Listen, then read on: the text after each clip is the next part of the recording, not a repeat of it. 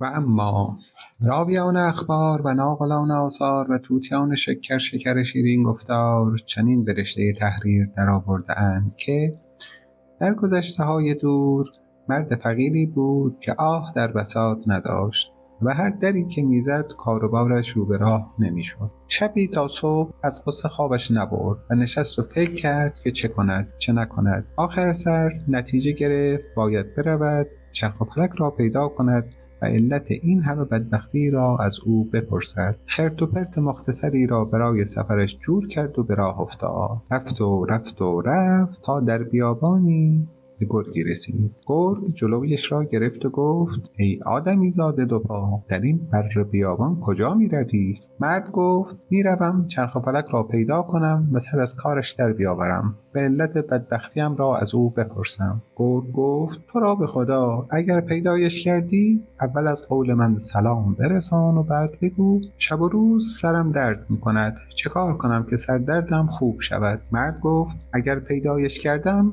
پیغامت را میرسانم. و باز رفت تا رسید به پادشاهی که در جنگ شکست خورده بود و داشت فرار میکرد. پادشاه تا چشمش افتاد به مرد صدایش زد و گفت: آهای، از کجا میایی؟ به کجا میروی؟ مرد جواب داد: رهگذرم، دارم میروم چرخ و فلک را پیدا کنم و از بدبختی خود باخبر شوم. پادشاه گفت: اگر پیدایش کردی بپرس چرا من همیشه در جنگ شکست میخورم؟ مرد گفت: به روی چشم، و راهش را گرفت و رفت تا رسید به دریا و دید بیداد و بیداد دیگر هیچ راهی نیست و تا چشم کار میکند جلویش آب است. ناامید و با دلی پرغصه نشست بر لب دریا که ناگهان ماهی بزرگی سر از آب برآورد و گفت: ای آدمی زاد، چه شده زانوی غم بغل گرفته ای و اینجا نشسته ای؟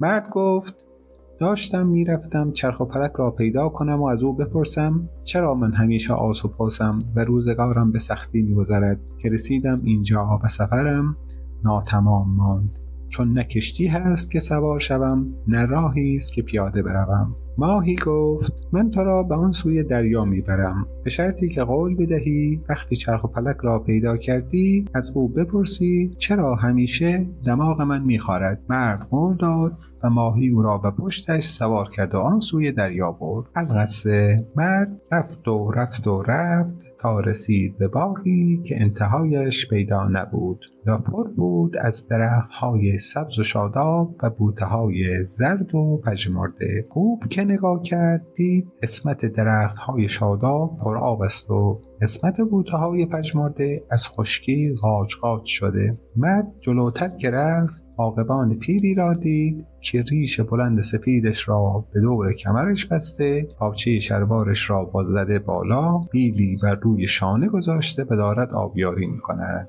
عاقبان از مرد پرسید: خیر پیش، به سلامتی کجا می‌روی؟ مرد جواب داد: میروم چرخ و فلک را پیدا کنم.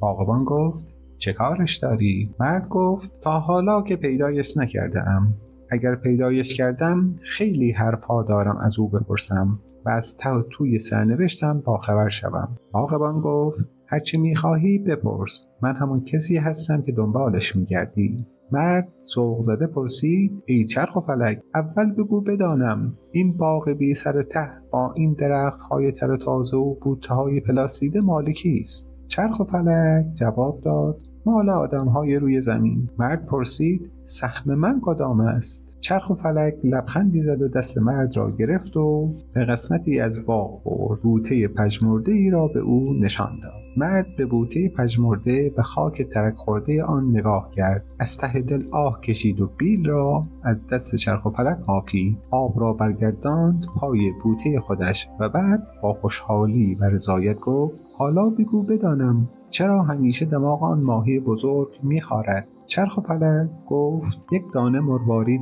درشت داخل بینیش گیر کرده است، باید با مشت بزنند پس سرش تا مروارید بیرون بپرد و حالش خوب شود. مرد پرسید چرا آن پادشاه در تمام جنگ‌ها شکست می‌خورد و هیچ وقت پیروزی نصیبش نمی‌شود؟ چرخ و فلک جواب داد آن پادشاهی که می‌گویی دختری است که خودش را به شکل مردی درآورده. اگر می‌خواهد شکست نخورد باید شوهر کند. مرد گفت یک سوال دیگر مانده، اگر جواب آن را هم بدهی زحمت کم می‌کنم و از خدمت مرخص می‌شوم. چرخ و فلک گفت هر چه دلت می‌خواهد بپرس. مرد پرسید دوای درد آن گرگی که همیشه سرش درد می‌کند چیست؟ چرخ و فلک جواب داد باید مغز آدم احمقی را بخورد تا سردردش خوب شود. مرد جواب آخر را که شنید معطل نکرد.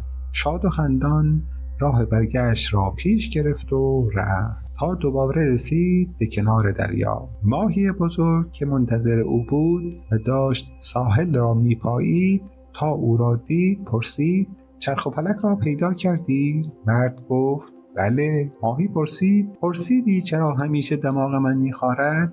مرد گفت اول مرا به آن سوی دریا برسان تا به تو بگویم. ماهی او را بر پشت خود سوار کرد و به آن سوی دریا برد و گفت حالا بگو ببینم چرخ و فلک چی گفت؟ مرد گفت مروارید درشتی توی دماغت گیر کرده، یکی باید محکم با مشت بزند پس سرت تا مروارید بیرون بیاید. ماهی خوشحال شد و گفت زود باش، محکم بزن پس سرم و مروارید را بردار برای خودت. مرد گفت من دیگر به این چیزها احتیاج ندارم، چون بوته خودم را حسابی سیراب کردم. هرچه ماهی التماس و درخواست کرد حرفش به گوش مرد نرفت و مرد او را به حال خود گذاشت و راهش را گرفت و بیخیال رفت. پادشاه هم سر راه مرد بود و همین که او را دید پرسید پیغام مرا به چرخ و فلک رساندی؟ مرد گفت بله. چرخ و فلک گفت تو دختری هستی و خودت را به شکل مرد درآورده ای. اگر می‌خواهی در جنگ پیروز شوی باید شوهر کنی. دختر گفت سالهای سال کسی از این راز سر در نیاورد، اما تو سر از کارم درآوردی. بیا و بی سر و صدا مرا به زنی بگیر و خودت به جای من پادشاهی کن. مرد گفت حالا که بوته‌ام را سیراب کرده‌ام پادشاهی به چه دردم می‌خورد؟ حیف است آدم وقتش را صرف این کارها بکند. دختر هر قدر از مرد خواهش و تمنا کرد به گوش او خواند که بیا مرا بگیر، مرد قبول نکرد. آخر سر به دختر تشر زد و رفت تا رسید به گرگ. گرگ گفت ای آدمی زاده دو پا، خیلی شنگول و سرحال به نظر می رسی. دروغ نگفته باشم چرخ و فلک را پیدا کرده ای. مرد گفت راست گفتی، دوای سرد تو هم مغز یک آدم احمق است و بس. گرگ گفت برایم تعریف کن ببینم چطور توانستی چرخ و فلک را پیدا کنی؟ در راه به چه چیزهایی برخوردی؟ مرد روبروی گرگ نشست و هر چرا که دیده و شنیده بود با آب تاب تعریف کرد. گرگ که نزدیک بود از تعجب شاخ در بیاورد گفت بگو ببینم چرا مروارید درشت را برای خودت بر نداشتی و چرا با آن دختر عروسی نکردی و پادشاه نشدی؟ مرد گفت خدا پدرت را بیامرزد، دیگر به مروارید درشت و تخت پادشاهی چه احتیاج دارم، چون بوته بختم را حسابی سیراب کردم و تا حالا حتما برای خودش درخت شاداب شده. گرگ سری جنباند و گفت اگر تو از اینجا بروی من از کجا احمق‌تر از تو پیدا کنم. تندی پرید و گلوی مرد را گرفت و او را خفه کرد و مغزش را در آورد و خورد.